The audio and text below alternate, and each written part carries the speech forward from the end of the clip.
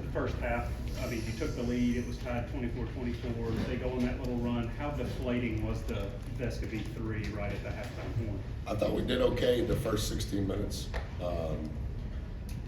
I thought we were connected. I thought we competed. In many respects, probably the best 16-minute stretch we've had since the last time we played them 2 weeks ago.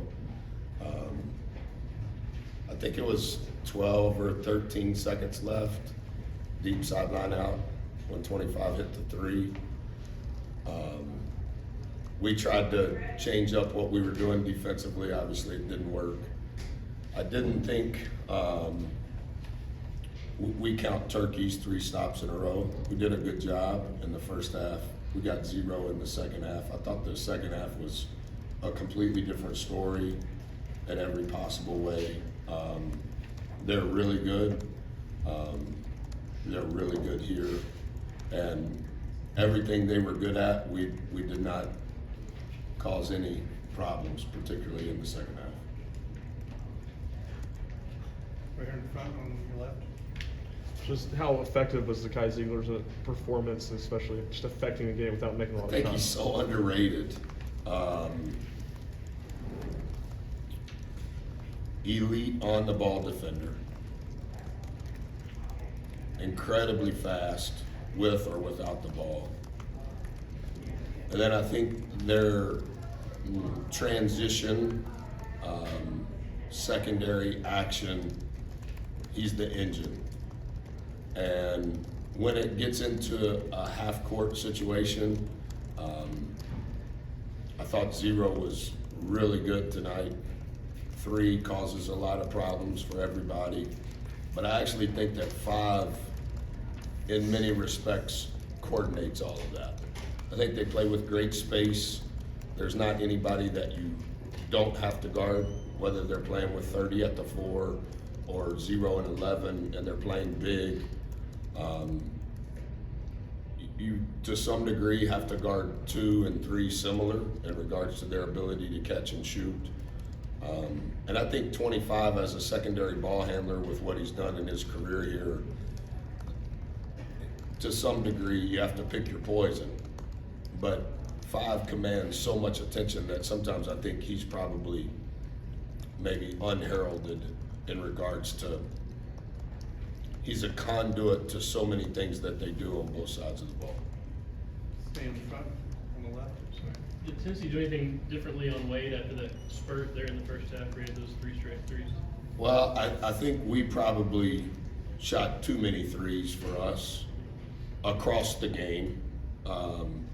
The spurt for sure helped us, but we probably, not just 4, we probably stayed on that a little bit too much. We are reliant on offensive rebounds. We're reliant on getting fouled. And sometimes if you take too many threes, not that we're great at shooting them, but if we shoot too many, we're probably not going to have as good of a chance to offensive rebound. I think tonight was the worst that we had been in that regard in SEC play. And similar from the free throw line. We need to get fouled. We need to make a higher percentage of our shots at the free throw line when we do get fouled. But some of that is interconnected in that if we're at the free throw line, we can have a little bit of front court pressure. We probably settled too often for threes that led to no offensive rebounds, no fouls for Texas A&M, but led to ultra fast points in transition off 1 or 0 passes by Tennessee. Let's go right side, white cap, and then Braden cap. Well, I'm not sure in College Station that Tennessee did much of a do and a walk at the same time. Yeah, I think they probably played those 2 guys more versus Missouri than any other game thus far this season. You would have to look at the numbers. I'm pretty sure that 11 or 0 were in College Station. Some of that was foul trouble with 3. Some of that, I think Coach went small in the second half, and it became a track meet for us. I don't know I don't know, I can't remember, to be honest, if they played together. If they're able to do that lineup consistently, play well with that lineup consistently, how does that change this basketball team in your eyes? Well, coach would answer it better than I would. I just, the 8 guys that are playing, if you play 11 and 0 together, it probably gives you more maneuverability. Whether, it's not like 30 can't play on the perimeter. I mean, he is a perimeter player. He's just strong enough and tough enough to guard whatever forward the opponent would have. I also think that 0, even though he looks like he's an at the rim guy, he's really comfortable with the ball. And I know he's right-handed probably by birth, but he's almost ambidextrous to me. Like he's really good with his left, and he's almost a right shoulder, left hand comfort level as the same as left shoulder, right hand. And so I know he's the 5 per se when 30's in, but he's just as comfortable playing the 4 from what I've studied. And I also think that 11 probably has a different, and we call it phases, but their transition alignment. 0 and 11 put a lot of pressure on you at the rim, and if you don't guard them or you stand behind them, they're going to score or you're going to foul them. And now that just gives 5 the creases that he needs, because 25, 3, 2, they're so far in the corners that when you help up, if you help up on 5 driving, they're shooting threes. And so that's why I think 5 is the engine, but 0 and 11 put a lot of pressure on you at the rim. And both 11 was good against us, but they were playing probably a little different in the second half at our place than they were throughout the game today. Let's go left front and then finish with right front. Yeah, Buzz, you referenced the rebounding. What was Tennessee able to do to rebound the way they did today compared to what you guys did during College Station?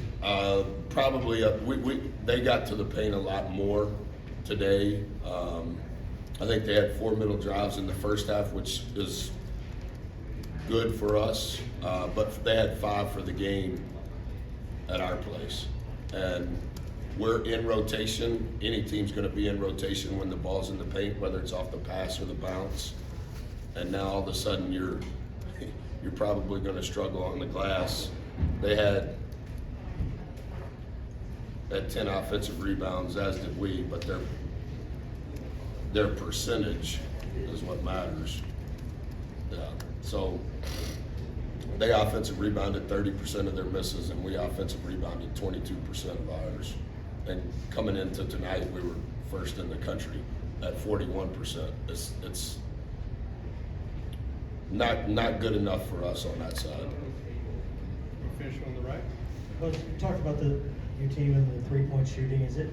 Because sometimes when you start so well as a team from 3 in a game, and then you shot the ball well against these guys last time, Yeah. can that kind of be like a bait that it's hard to Well, if it is a bait, we for sure, what do country people say, hook, line, and sinker? It was a bait, and we took it.